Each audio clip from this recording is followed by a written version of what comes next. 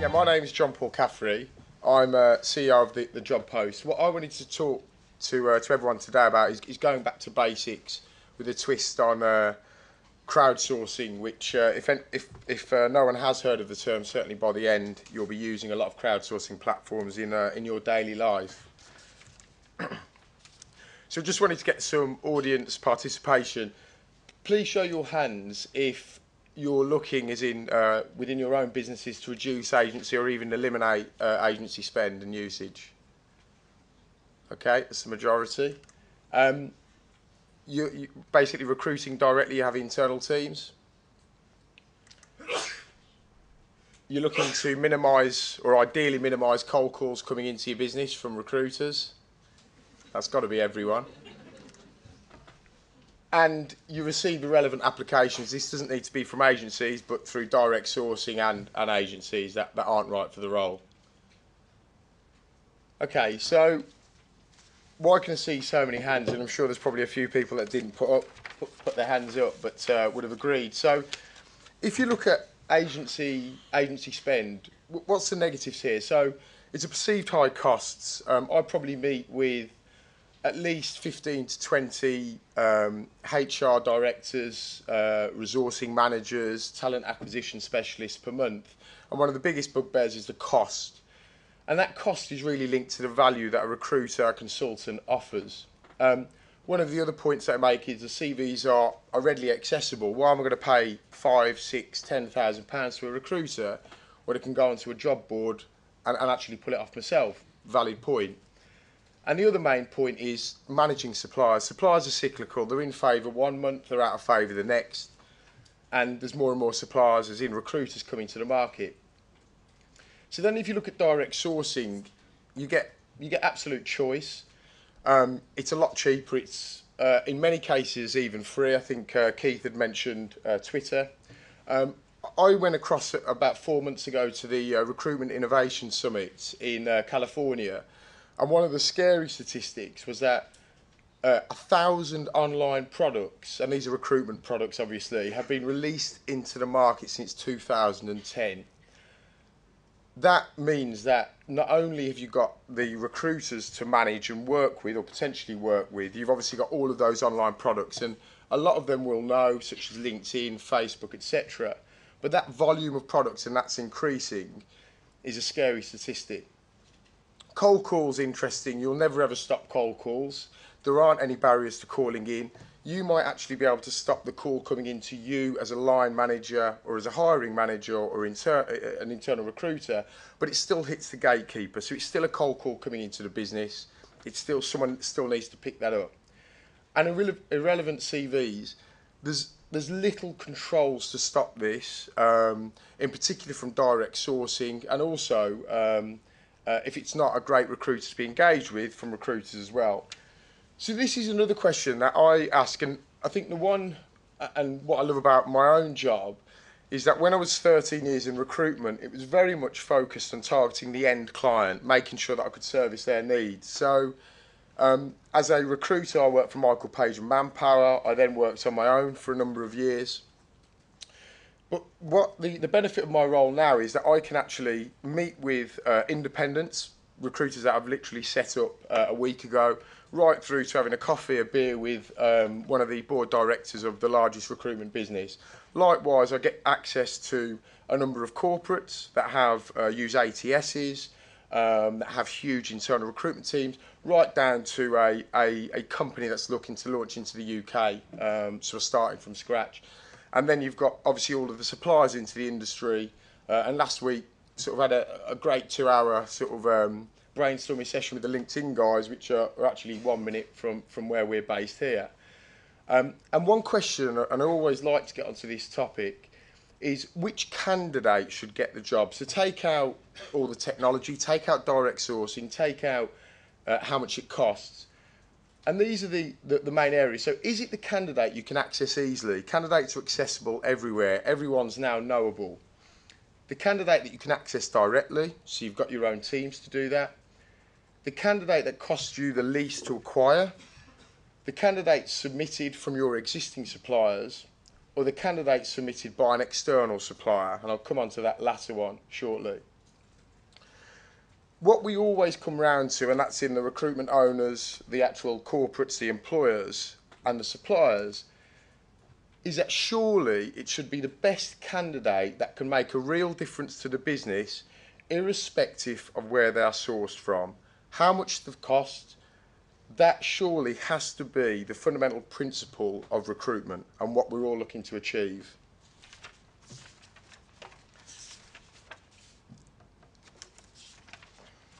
So, what's gone wrong in our industry? And when I talk about our industry, I'm talking about here the recruitment agency, the consultancy. Growth and technological development in the recruitment industry have created a chaotic level of competition to the extent that recruiters now spend more time marketing than they actually do spend filling roles and recruiting. And this is really interesting. The fundamental basis of why recruitment consultancies and agencies exist is to service clients by actually supplying them with good quality candidates, giving them access to their network, and actually giving them time to fill that vacancy. If I was to say that probably 3 days out of every 5 working days, obviously, a recruitment consultant spends his time marketing, and these are the delightful cold calls that you receive, they've only got less than half of their time to actually supply quality candidates to you. That's fundamentally wrong, and that is why there is a pushback, if that's the right term, on engaging with agencies. And actually it comes back to, what do they offer? They're charging me a lot of money, I can access the candidates anywhere, and I don't really feel that they're doing anything for me. So we need to get back to basics. If you look, and I think this came on the initial sort of video, facts video that we watched, 10 years ago there were less than 7,000 agencies. In some areas that reads at 4,000, but let's go with 7,000. There are currently 16,000 today, and that's in the current economic climate, so that's over doubled. There are too many to manage effectively. Again, I hear this every day, even from the SMEs that may have 100 or 200 employees, right through to the corporates. Too many to manage, and sometimes that includes preferred suppliers, whereby you hear that there's 280 on a preferred supplier list. I mean, how you can be preferred with that many is beyond me, but there you go.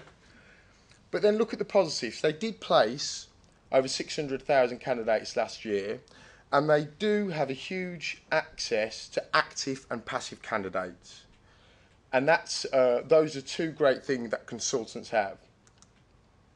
So, crowdsourcing, where does this all fit in? And this is why 3 years ago the idea for forming this platform, it was all about making it easy for the recruiter and more accessible, and likewise for the employer.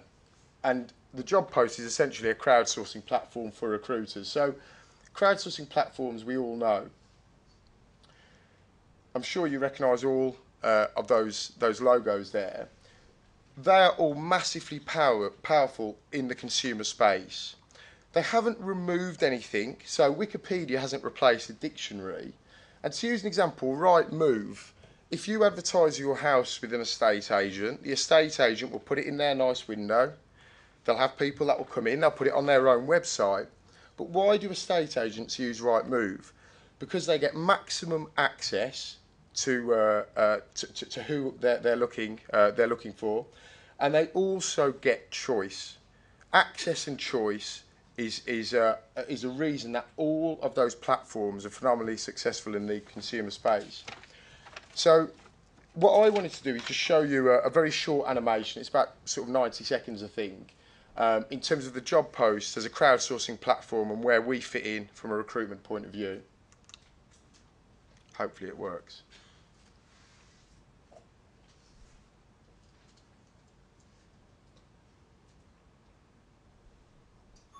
Meet Ben. Ben's a great recruiter with talented candidates. Each one is a gem. Ben is one of many. Very many. All have unique talent. Talent that can make a big difference to a business.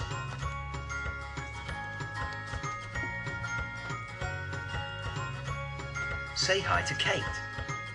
Kate wants talented people. so that her business can outshine the competition. She works with a handful of recruiters, hopeful of finding the best gems.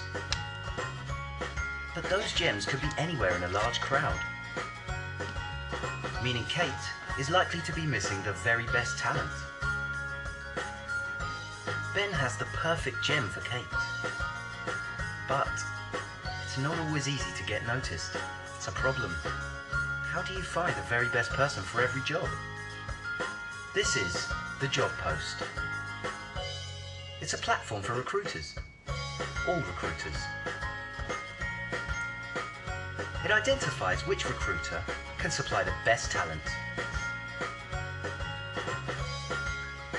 screened and approved for each vacancy posted, and it's fast. Now everyone is happy. Through one platform, with one contract, Kate can hire the best talent. Ben has made a placement, and a new relationship has been created. Well done, Kate. Well done, Ben. And well done, TheJobPost.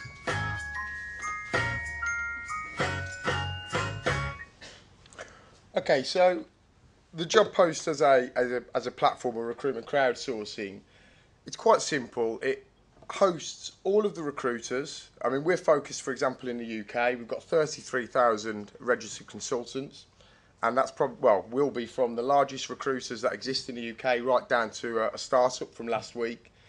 And we're looking to connect that not just on a UK base, but also on a global point of perspective as well. So having access, or giving you, the employers, access, and bear in mind this is a no charge access until the point of mutual interest, i.e. you've found that best candidate, means that you can distribute and post a vacancy out, get maximum access to the market, and ultimately receive applications and candidates that actually meet the criteria. So the key benefits: you access the best talent, it's flexible, you can post any number of vacancies, it can be used alongside direct sourcing. It's not a it's them or us. It can be used, and it can actually be used to compare and contrast. If you've got CVs, as I mentioned, or a candidate that is better, but it has come through an agency, surely that candidate should be considered. Access to MI to actually evaluate that data. Integration with applicant tracking systems. I'm aware that there's a lot of corporates here today, so integrations with the likes of Lemes, Taleo, etc. So that means that from a compliance perspective, if you're posting a vacancy out or receiving applicants, it still goes into your existing talent pool. You don't need to use this as a separate platform, if you like. Managed suppliers. We get asked, well, I certainly get personally asked a number of times, can we actually manage all of our suppliers through this where they can get access to our vacancies? The answer is yes. However, it can be used just for specific and niche roles where you might need extra help. Procurement friendly. What was it's quite funny, but I couldn't actually laugh in the meeting, obviously, is that I met with a client that said that their policy on recruitment agencies is that if they're not turning over £1 million, they actually can't be a supplier. So I said to them, well, okay, so you've knocked out 95% of your access to candidates through agencies. They've still got a huge, but they're using all the major players, as you would expect. It's complete, absolute madness, but well, hopefully they'll change that policy soon. But it's procurement friendly, so as a free tool to get through procurement is easy. It's cloud-based, which I'm sure everyone's heard about. There's no installation. It can be used as and when. And interestingly, the platform can be used as part of an RPO, and I think that shows how robust it is. So we currently work through AMS, or Alexander Mann, which a lot of you will have heard of, and that actually supports them as an RPO deliver candidates on the basis they need to. And that's it. That's the end. I haven't got time because I've run over, I think. So, but if there's any questions, there's a few of my guys and myself that will be outside. It'd be great to introduce. Thank you. Thank you.